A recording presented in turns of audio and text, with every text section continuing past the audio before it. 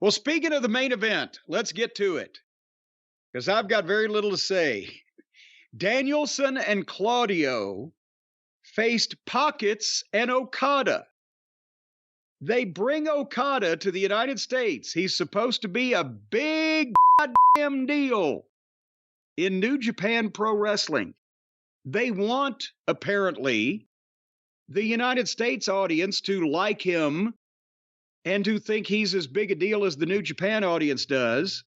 So they bring him over here and they put him on TV and they partner him up with the mascot. How are anybody in the United States that are not familiar with Okada or that he's a big star there supposed to take him seriously if this is how he's portrayed to the people that don't know who the fuck he is? And that's that. That's my comment on this fucking match. Because I wasn't going to watch anything involving Pockets because my time is valuable, and if they don't take it seriously, I'm not going to either. And then you said, well, what did they do for the finish? Because people have been telling me, what about that fucking finish? And so I go back and zip through the whole show on DVR again to look at the finish. And they can't manage their time. And my DVR froze. The match was still going on. I don't know what the finish was. So can you tell me what they did for the finish? The finish was Claudio got the win, but Orange Cassidy punched Danielson in the jaw, and then Danielson went down selling his jaw, and everyone was concerned. Moxley and the doctor. And then... Wait a minute. So Bryan Danielson, many people say the best in-ring wrestler in the world, one of their main event guys, got knocked out to the point where the doctor had to be called into the ring by one punch by this fucking emaciated Valvoline mechanic. Well, not knocked out, just knocked down and obviously teasing some jaw damage. At that point, the other party came in, the best friends, and Statlander and Hook. Oh, boy. To watch Orange Cassidy and Okada. Oh, and Rocky Romero. To watch Orange Cassidy and Okada's back. And then you get this weird, square off. I keep calling it that. This weird face-off between the Blackpool babyface heels and Orange Cassidy and his folks. But did Claudio cheat to...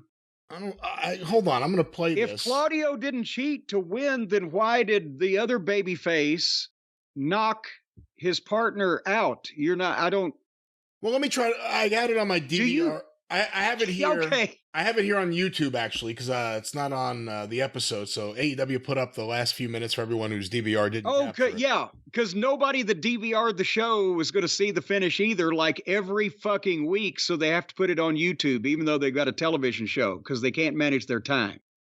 All right. Can you explain to me, by watching it, what the fuck happened? I'm a little past 8 minutes into their video. Okada is in the middle of the ring.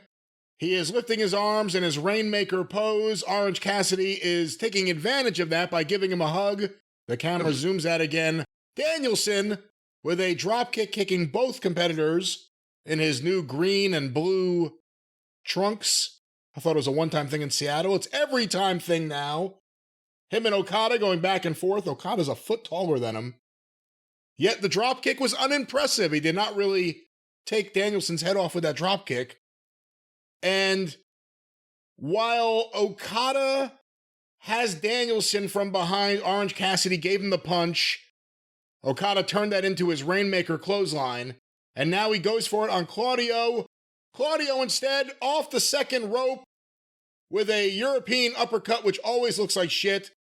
And now he gives one to Orange Cassidy, who he throws high in the air. Claudio clean pin Orange Cassidy. And now Danielson on the apron, selling his jaw. No one knows what's going on. Philadelphia has not been this quiet since, I don't know when, actually. Every one of their shows had pretty lively crowds. But Danielson being looked at by Doc Sampson. Philadelphia hadn't been this quiet since the bell cracked.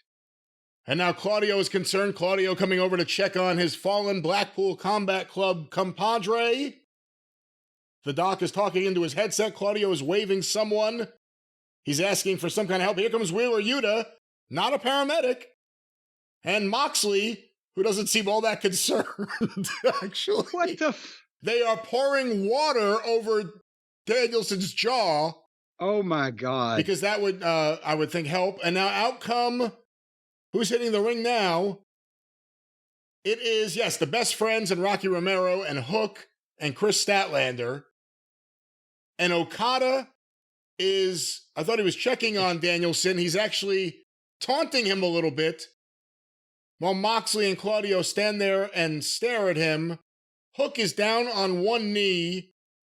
He's either having a religious moment or he just doesn't know what to do. Because there's not much to do. Just a lot of people standing there, staring at each other. It was a clean victory, by the way. There was no cheating involved in any way. Claudio, next week, they've just announced next week, Claudio Castagnoli versus Orange Cassidy. Oh, good Lord. So they beat Okada, right? No, they beat Orange Cassidy. Oh, they beat, okay, at least they beat Pockets. So to give him some level of heat back, as they say, the kids these days, they have him knock out Danielson to the point where he needs medical attention with that fake, phony-looking fucking buggy whip arm punch. Listen, the end of this show is everyone standing around like they don't know what to do. Like they're waiting for someone to say, it's over, go back now. Like Okada, it was like he was taunting him too much. To the point where, why is Moxley just standing there and taking? Why isn't Moxley doing anything? Because actually, what's he going to do if Okada didn't want him to do something? Probably nothing, actually. Probably fucking nothing, and like it, with a smile on his face. Fucking bald, sunken-chested fucking plumber. All right, well, there we go. That was AEW Dynamite. We don't have the ratings just yet, but we may either shortly or after some...